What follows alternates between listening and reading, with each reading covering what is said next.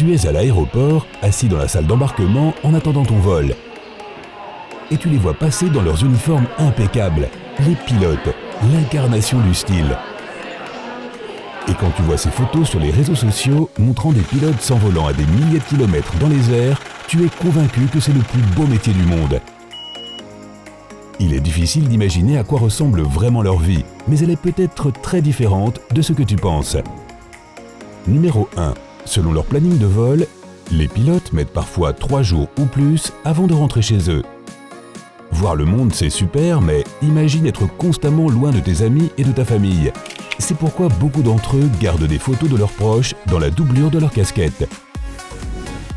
Numéro 2. En parlant de ces casquettes, leurs uniformes sont plutôt soignés, n'est-ce pas?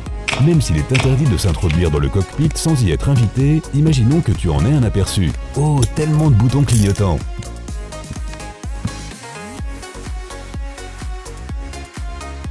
Tu remarqueras peut-être l'un des pilotes en t-shirt et sans sa casquette.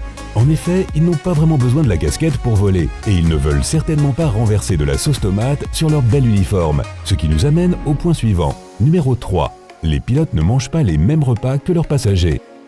En fait, la plupart du temps, le commandant et le copilote doivent manger des repas complètement différents, en raison du risque d'intoxication alimentaire. Les compagnies aériennes ne peuvent pas prendre le risque que les deux pilotes mangent tous les deux quelque chose qui n'a pas été cuit ou manipulé correctement, si bien qu'elles ont mis en place cette mesure préventive. Tu te souviens du film Airplane et de ce qui se passe dans ce cockpit? Numéro 4. D'ailleurs, que se passe-t-il si l'un des pilotes tombe malade ou a besoin d'une assistance médicale d'urgence? Tout d'abord, rappelons qu'il y a généralement plus d'un pilote, de sorte que l'autre peut simplement prendre le contrôle de l'avion. De plus, les membres d'équipage sont formés au premier secours et tous les avions sont équipés d'une trousse médicale d'urgence bien fournie. Et s'il y a un médecin à bord parmi les passagers, l'équipage se fera un plaisir d'accepter son aide. Numéro 5. Il est indéniable que les pilotes sont des super-héros à nos yeux, mais ils sont aussi humains et à ce titre, ils ont besoin de dormir. Sur les vols long courriers, à bord des gros porteurs, il y a une pièce secrète où ils peuvent se reposer. Et écoute ça, elle est généralement située sur le pont supérieur, juste au-dessus de la première classe. Les membres d'équipage montent un petit escalier jusqu'à la chambre à coucher et font une sieste quand ils le peuvent, séparément bien sûr. Numéro 6. Si un pilote doit quitter le poste de pilotage et se reposer, un autre membre de l'équipage doit le remplacer. La règle est qu'il doit toujours y avoir 2 personnes dans le cockpit. Il en va de même pour les pauses toilettes. Numéro 7. Tu seras peut-être surpris d'apprendre que beaucoup de pilotes préfèrent les vols long courriers, ceux qui durent entre 6 et 12 heures. Parce que généralement, ils n'en font qu'un seul. Ainsi, une fois qu'ils ont atterri, ils ont plus de temps libre. Les vols courts courriers, 30 minutes à 3 heures, sont plus fatigants car un pilote peut en enchaîner plusieurs dans une journée. Mais dans ce cas, ils n'ont pas à faire face au décalage horaire. Numéro 8. Si tu voyages beaucoup, tu dois savoir à quel point le décalage horaire peut être perturbant. Quels sont les risques pour la santé? Eh bien, le travail de pilote entraîne un nombre plus élevé de maladies cardiaques. Les pilotes doivent aussi faire attention à bien s'hydrater, mais pas trop non plus. S'ils boivent trop, cela signifie plus de pauses toilettes. Or, un pilote essaie généralement d'éviter de quitter le poste de pilotage trop souvent. Mais le fait d'être déshydraté et de rester assis pendant de longues périodes de temps peut aussi augmenter le risque de formation de caillots sanguins. Numéro 9. Mais ne t'inquiète pas, le pilote qui est aux commandes de ton avion est a priori en pleine forme. Ils doivent se soumettre à des bilans de santé réguliers 1 ou 2 fois par an. Quant au fait d'avoir une vision à 10 sur 10, certaines compagnies exigent effectivement que les pilotes aient une vue parfaite. Numéro 10. Revenons à ces uniformes impressionnants tellement emblématiques. Tu t'es déjà demandé ce que signifient vraiment les rayures sur leurs épaulettes ? Si tu vois une seule rayure, il s'agit d'un apprenti pilote.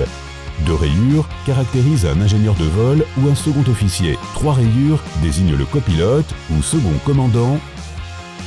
Et enfin, le commandant porte 4 rayures. Numéro 11. T'es-tu déjà demandé si les pilotes peuvent écouter de la musique dans le cockpit? Bien sûr que oui. Le casque qu'ils utilisent a une fonction de détection des communications radio et de réduction immédiate de la musique. donc il n'y a aucun problème à écouter de la musique si elle n'est pas trop distrayante. Numéro 12. Les pilotes pilotent la plupart du temps par l'intermédiaire du pilote automatique. Ils le vérifient toujours avant le décollage et ils en dépendent vraiment, tout comme ils dépendent des systèmes de navigation et de communication la nuit.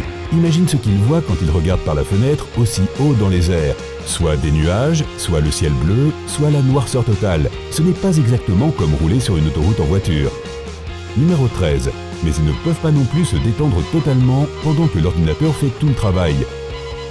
La mission d'un pilote va plus loin que de prendre le manche et de piloter l'avion. L'équipage doit surveiller tous les systèmes de l'avion, de la pression d'huile au niveau de carburant, en passant par la température. Ils surveillent également la météo, discutent avec les contrôleurs aériens et remplissent des documents tels que le plan de vol extrêmement détaillé et manuscrit. Et on imagine que n'importe quel pilote qui regarde cette vidéo en ce moment doit se dire « ce n'est que la partie émergée de l'iceberg ». Numéro 14. Voici un fait que tu regretteras probablement de connaître. La phrase « nous volons dans une poche d'air » signifie en fait que l'avion traverse des turbulences régulières. Mais comme le mot « turbulence » a tendance à faire peur aux passagers, les pilotes ont eu l'idée de le remplacer intelligemment. Toutefois, il n'y a pas de quoi s'inquiéter. Les pilotes y font face très souvent. C'est comme une seconde nature pour eux. Numéro 15. T'es-tu déjà demandé pourquoi l'avion met autant de temps à atterrir? Pourquoi fait-on des cercles autour de l'aéroport? Ne cède pas à la panique en imaginant que quelque chose ne tourne pas rond. Le pilote attend simplement le feu vert de la tour de contrôle. Les aéroports sont parfois très fréquentés. Il y a des avions qui atterrissent et décollent à chaque minute. Les pistes d'atterrissage sont limitées. Il faut donc parfois attendre son tour. Ou alors c'est qu'il faut brûler plus de carburant, mais nous y reviendrons plus tard. Numéro 16.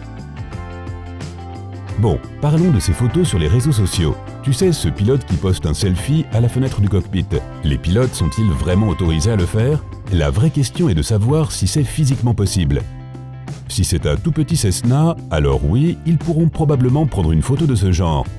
Mais si tu vois la photo d'un soi-disant pilote à la fenêtre d'un gros porteur, ton radar Photoshop doit s'allumer.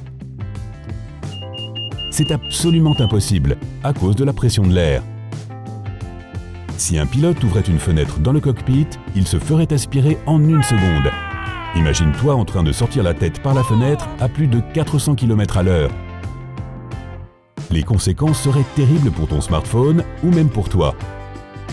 Et même si un pilote professionnel voulait juste un selfie à l'intérieur du cockpit, c'est illégal. Les règlements leur interdisent d'utiliser un téléphone ou une caméra pendant qu'ils pilotent l'avion. Ils doivent avant tout se préoccuper de la sécurité et du confort des passagers et ne pas se laisser séduire par les plaisirs de l'autocélébrité. Numéro 17. Je me suis toujours demandé ce que font les pilotes lorsqu'ils terminent un vol long courrier et atterrissent dans un autre pays. Où est-ce qu'ils dorment? Est-ce qu'ils doivent payer leur nuit? La réponse est simple. La plupart des compagnies aériennes leur fournissent une chambre d'hôtel. La compagnie aérienne paie pour tout ce dont un pilote a besoin pendant qu'il attend son vol suivant. D'ailleurs, il paraît que certains pilotes laissent un joyeux désordre lorsqu'ils quittent leur chambre, peut-être pour se sentir comme à la maison. Numéro 18. Voici un autre avantage de ce travail. Les pilotes peuvent voler gratuitement. En tout cas s'il y a une place disponible pour eux, mais ils doivent payer un supplément s'ils veulent être surclassés.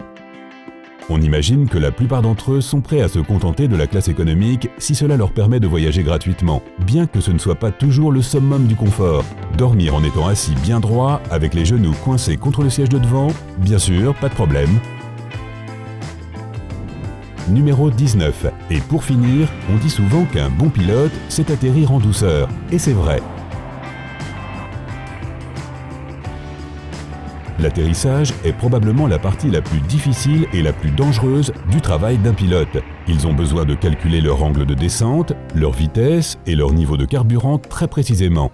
Et plus l'avion est gros, plus c'est difficile, car il est plus lourd, plus rapide et plus difficile à ralentir.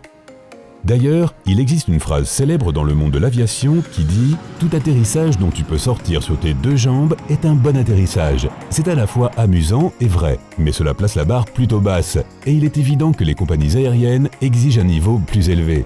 Qu'en penses-tu? Quels autres faits intéressants sur les pilotes avons-nous oublié de mentionner? Fais-le nous savoir dans les commentaires. Si tu as appris quelque chose de nouveau aujourd'hui, mets un like à cette vidéo et partage-la avec tes amis. Et ne pars pas si vite prendre ton avion. Nous avons plus de 2000 vidéos sympas à te montrer. Tout ce que tu as à faire est de choisir la vidéo de gauche ou de droite, de cliquer dessus et d'en profiter. Prends la vie côté sympa.